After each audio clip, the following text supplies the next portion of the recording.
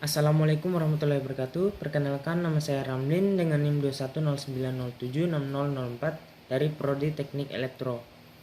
Di sini saya ingin membahas atau memaparkan terkait dengan materi kecerdasan buatan yang sudah dibahas pada pertemuan pertama kemarin. Yang pertama yang harus kita ketahui itu arti kecerdasan. Cerdas.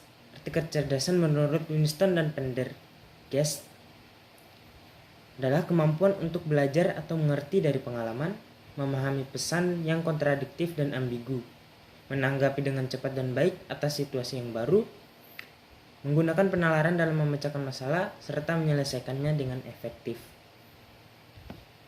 Lanjut, kita akan mengetahui apa itu kecerdasan buatan.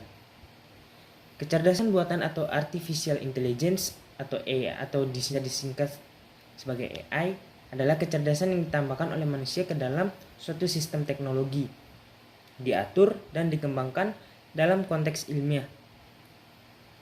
Bentukan dari kecerdasan entitas ilmiah yang ada. Menurut John McCarthy, definisi kecerdasan buatan menurutnya yaitu kecerdasan buatan adalah usaha memodelkan proses berpikir manusia dan mendesain mesin agar dapat berperilaku menirukan perilaku manusia. Menurut Herbert Simon, kecerdasan buatan adalah tempat suatu penelitian, aplikasi, dan instruksi yang terkait dengan pemrograman komputer dalam melakukan suatu hal yang menurut pandangan manusia itu cerdas. Sedangkan menurut Rich and Knight, kecerdasan buatan adalah suatu studi mengenai bagaimana membuat komputer mampu melakukan hal-hal yang pada saat ini masih bisa dilakukan lebih baik oleh manusia. Untuk kategori atau definisi dari artificial intelligence sendiri, yang pertama thinking humanly, acting humanly, thinking rationally, acting rationally. Thinking humanly berarti sistem yang berpikir seperti atau selayaknya manusia. Berpikir seperti manusia berarti diperlukan suatu cara untuk mengetahui bagaimana manusia berpikir. Diperlukan pemahaman tentang bagaimana pikiran manusia bekerja, itu bagaimana caranya. Melalui introspeksi dan mawas diri. Yang kedua, sistem yang bertindak seperti manusia atau acting humanly. Lanjut, thinking rational berarti sistem yang berpikir secara rasional. Dan yang terakhir adalah sistem yang bertindak secara rasional. Maksud dari berpikir dan bertindak rasional berarti cara berpikirnya memenuhi aturan logika yang dibangun Aristoteles, yaitu pola struktur argumentasi yang selalu memberi konklusi yang benar bila premis benar, menjadi dasar bidang logika. Dengan bertindak rasional berarti bertindak secara rasional di dalam upaya mencapai tujuan atau goal. Ada tujuan. Di dalam lingkungan yang rumit tidaklah mungkin mendapatkan rasionalitas sempurna yang selalu melakukan sesuatu dengan benar. Selanjutnya, detail dari kecerdasan buatan. Ada 4 sudut pandang yang dapat kita ketahui, yaitu yang pertama sudut pandang kecerdasan, di mana kecerdasan buatan mampu membuat mesin menjadi cerdas atau berbuat seperti yang dilakukan manusia. Kedua, sudut pandang penelitian, yaitu kecerdasan buatan adalah studi bagaimana membuat komputer dapat melakukan sesuatu sebaik yang dilakukan manusia. Yang ketiga, sudut pandang bisnis. Kecerdasan buatan adalah kumpulan peralatan yang sangat powerful dan metodologis dalam penyelesaian masalah bisnis. Yang keempat, sudut pandang pemrograman. Kecerdasan buatan meliputi studi tentang pemrograman simbolik, problem solving, dan pencarian atau searching.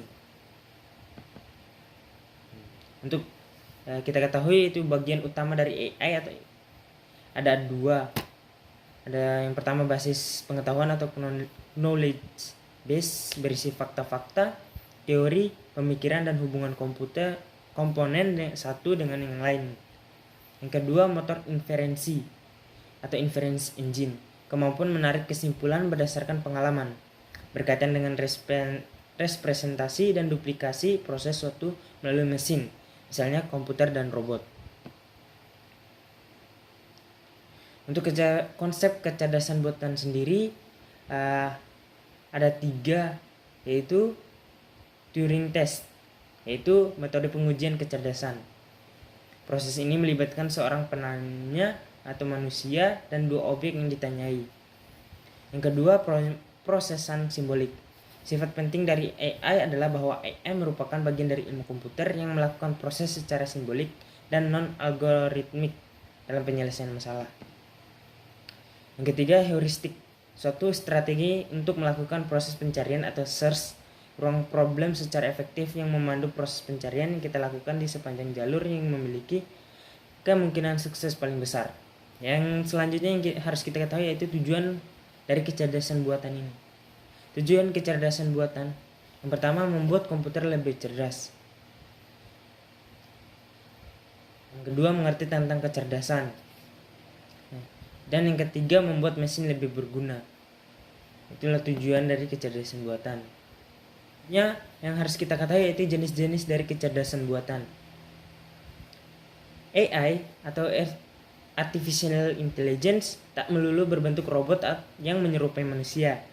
Yang perlu diketahui, ada jenis teknologi yang tergolong AI yang pada dasarnya ada 3. Yang pertama, Symbol Manipulating AI. AI yang satu ini bekerja dengan simbol abstrak. Simbol yang manipulating AI termasuk jenis yang paling banyak eksperimennya.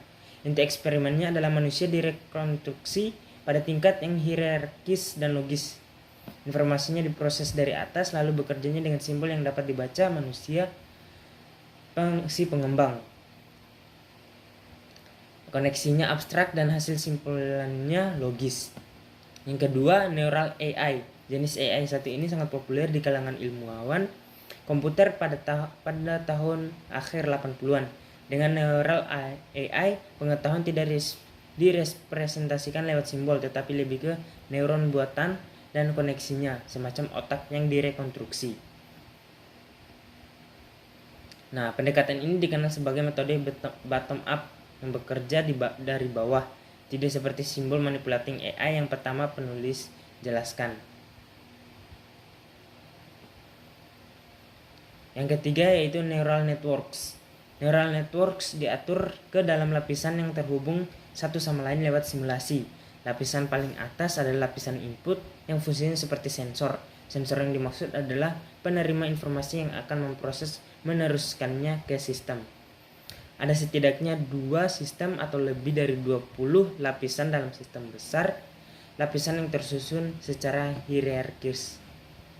Nah, untuk kesimpulannya, dapat kita tarik kesimpulan dari pembahasan yang tadi, yaitu kecerdasan buatan terdiri dari knowledge base dan motor inference. Yang kedua yaitu digunakan untuk membantu menyelesaikan permasalahan manusia. Yang ketiga, kecerdasan buatan mengalami perkembangan terus-menerus sampai saat ini. Yang terakhir, semakin banyak objek yang mampu diselesaikan oleh kecerdasan buatan. Mungkin itu saja yang bisa saya bahas atau yang saya bisa paparkan. Lebih dan kurangnya saya mohon maaf. Wabillahi taufiq wal hidayah. Wassalamualaikum warahmatullahi wabarakatuh.